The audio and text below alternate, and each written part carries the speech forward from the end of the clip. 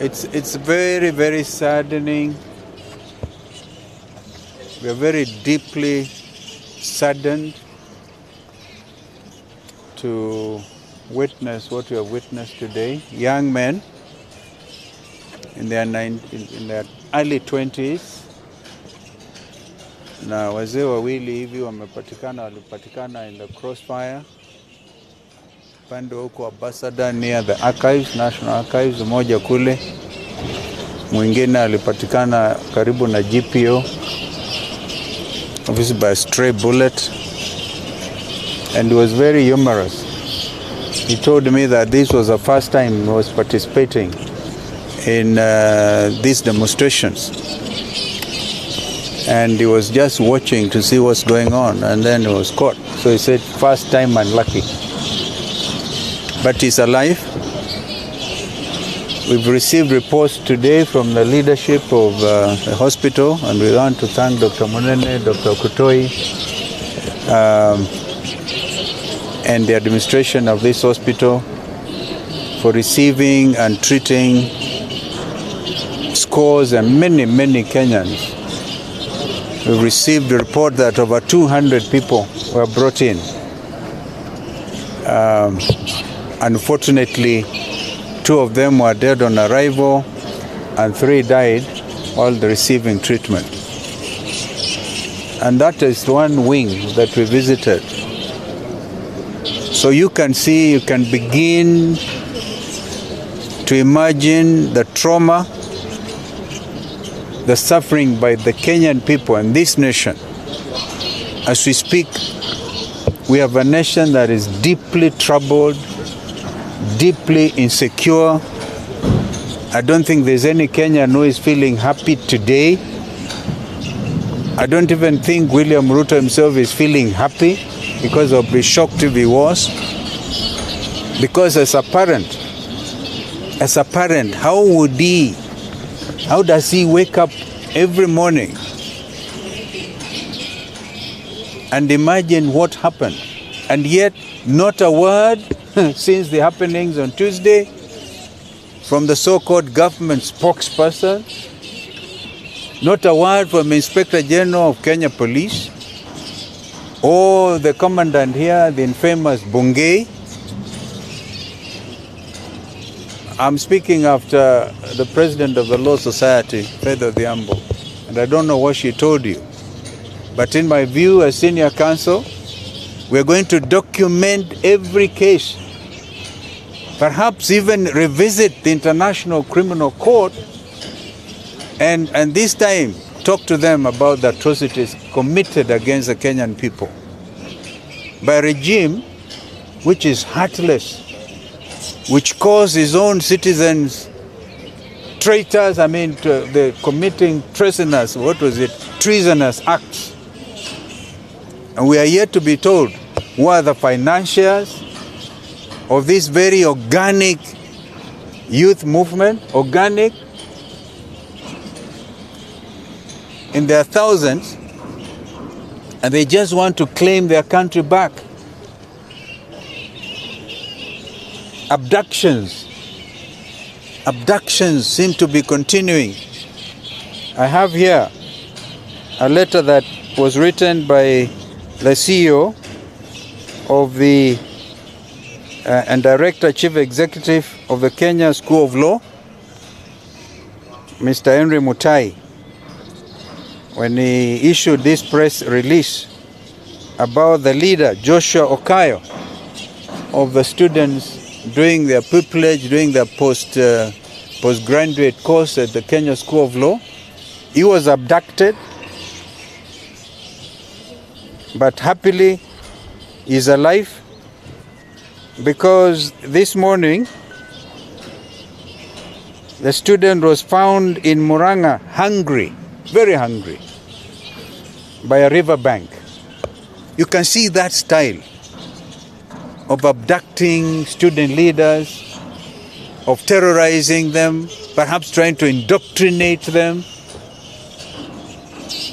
This is not the country our forefathers fought for.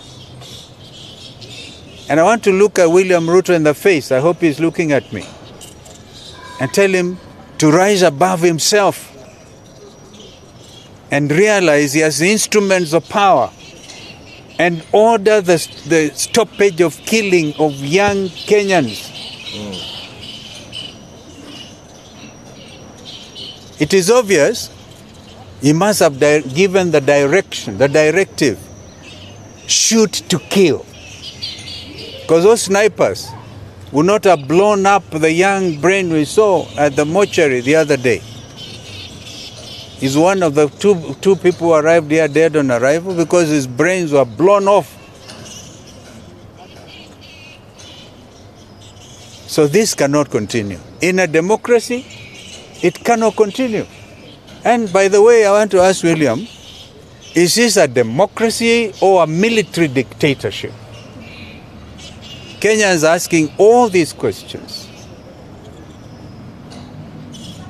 They deserve straightforward answers, and they want their country back. Kwa hivyo tunasema poleni sana kwa wote ambao wameathirika tangu Jumanne. Jana mimi naishi karibu na Rongai, and I could hear milipuko ya risasi up to 8 o'clock. I was looking at the clock, 8 o'clock at night. Stop all these stories. Just a minute. Please, I'm begging. What are we supposed to do? Nimetafuta kila mahali. Hawa waliniambia ningojee mpaka kesho. Si mgonjwa nimeleta. I want just to require. Where is my grandson? Githurai. Thank you. Kutoka Githurai huyo mama. See how spontaneous. Anatafuta mjukuu wake kutoka Githurai. How many others are crying like that?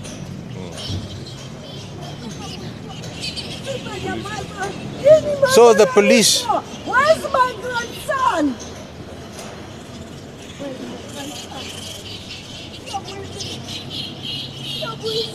Where's my grandson? Very painful.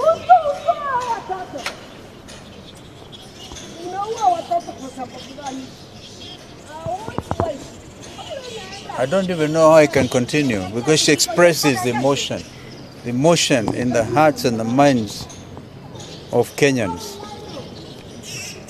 It is possible for people who have negative energy to think we may have even asked that huyo mama Shoshua kuja alia hapa. We didn't even know. In fact, I was frightened myself. I thought she was going to throw me out. But that is reflective of the anger, the anguish Kenyans are going through. But I want to say one thing. God is on the throne. God will save our land.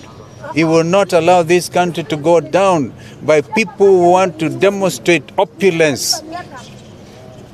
Young people are saying, even if you are stealing our resources, please don't vomit on our shoes, as one time Edward Clay, the famous British High Commissioner to Kenya, said. Yani munakula mpaka munatutapikia. Vijana wamesema la. And I think that for me, what has happened in Kenya is the real reawakening. The spirit of Kenyans who are saying there shall be democracy, there shall be open governance, because from today anybody going to throw out words, those millions in church functions, millions, they will now be asking, where have you stolen from? So this is now a new country, thanks to Gen Z. Gen Z, even Gen Alpha. Nimeona mtoto anauliza maswali makali sana. So this reawakening cannot be in vain. Rex Masai was the first to go. Rex Masai. And then Evans, who I think is getting buried today. Those young men could not have died in vain. This must be a new country. And how to begin, where to end, is an issue. God save Kenya. If there's any question.